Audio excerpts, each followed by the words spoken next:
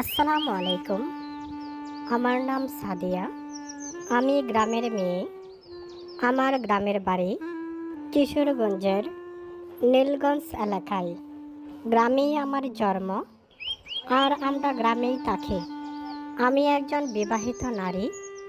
আমার স্বামী একজন রাজমিস্ত্রি কন্ট্রাক্টর। তবে আমার স্বামী রাজমিস্ত্রি কন্ট্রাক্টর হওয়ার কথা ছিল না। ছোটবেলা থেকেই আমার অনেক স্বপ্ন ছিল ভালো একটা ছেলের কাছে আমাকে বিয়ে দিবে, বড়লোক ছেলের সাথে আমাকে বিয়ে দিবে। আমারও এরকম স্বপ্ন ছিল, কিন্তু ছোট্ট একটি ঘটনা আমার জীবনটাকে উলটপালট করে দিল। কিভাবে কি হলো সেই গল্পটি আজকে আপনাদের সাথে করব। যাদের হাতে কয়েক মিনিট সময় আছে, আপনারা একটু কষ্ট করে আমার এই গল্পটি শুনবেন। আশা করব গল্পটি শুনলে আপনারা উপকৃত হবেন। তো গল্পর শুরুতেই আমি বলতে চাই, যাহা বলিব সত্য বলিব, সত্য বলিয়া মিথ্যা বলিব না। আল্লাহর নামে কসম করে বলছি, এটি আমার জীবনের বাস্তব ঘটনা। এবং ইউটিউব চ্যানেলকে ধন্যবাদ জানাতে চাই যে আমাকে গল্প বলার সুযোগ দিয়েছে। আজকে যদি ইউটিউব না থাকতো, তাহলে আমি এই গল্পটি বলতে পারতাম না।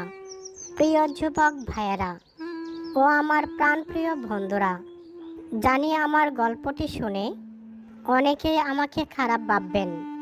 তবে খারাপ ভাবলেও আমার কিছু করার নেই। আমি আমার গল্পটি বলেই যাব। আমি এই গল্পটি অনেকের কাছে বলতে চেয়েছি, কিন্তু কেউ আমার এই গল্পটি শুনতে চায় না। সবাই আমাকে অবহেলা করে। প্রিয় দর্শকরা, আমি দেখতে তত সুন্দর না, আমি দেখতে কালো। তাহলে তো আমি আপনাদের ছোট বোনের মতো।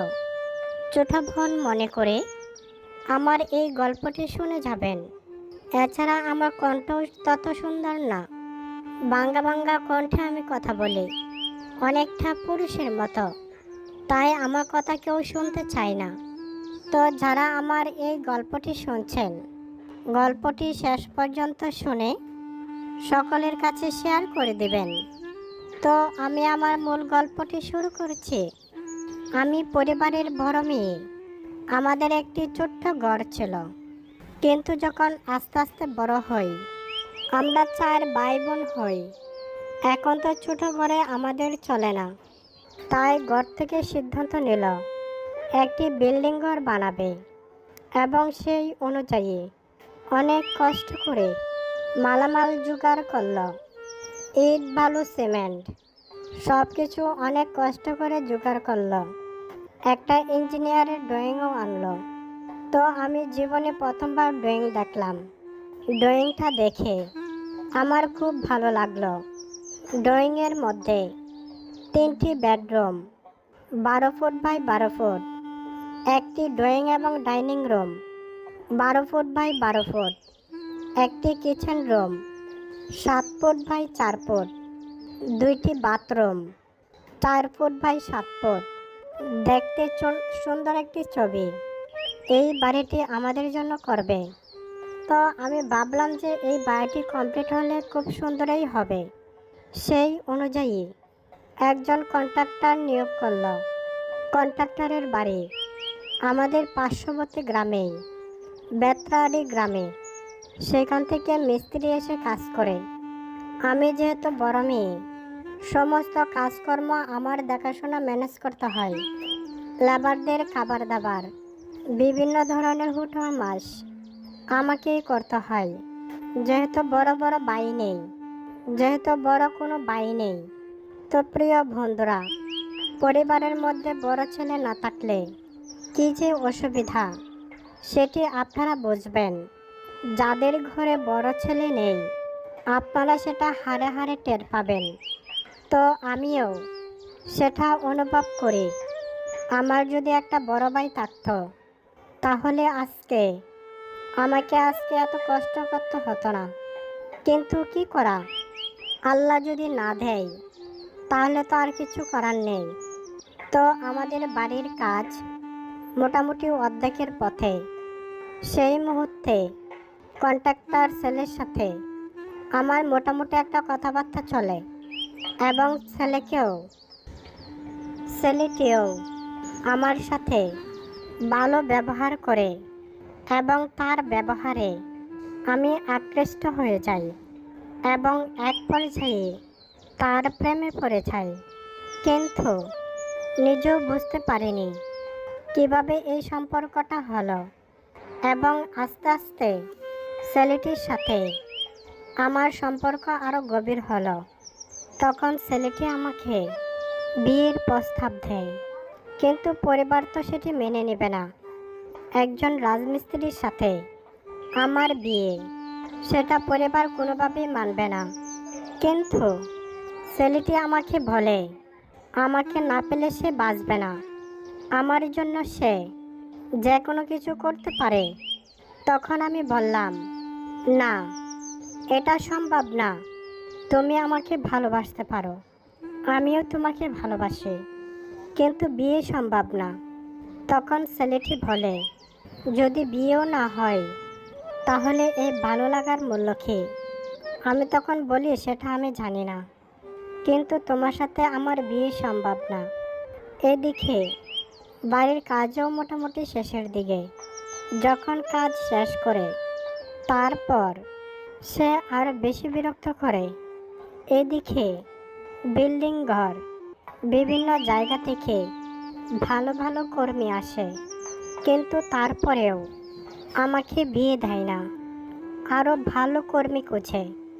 এদিকে রাজমিস্ত্রির সাথে আমার সম্পর্ক চলছে এবং সে আমাকে বাগিয়ে নিয়ে বিয়ে করবে, এই ধরনের কথা বলে। একদিন সে আমাকে বলে, তুমি যদি আজকে না আসো, আমাকে বিয়ে না করো, তাহলে আমি এই জীবন রাখবো না, যে কোনোভাবে আমার জীবনটা শেষ করে দেব এবং তোমাকে ফাঁসিয়ে দেব। আমার এই মৃত্যুর জন্য তুমিই একমাত্র দায়ী থাকবে। তখন আমি অনেক ভয় পেয়ে যাই, আমার মৃত্যুর জন্য তুমিই দায়ী থাকবে।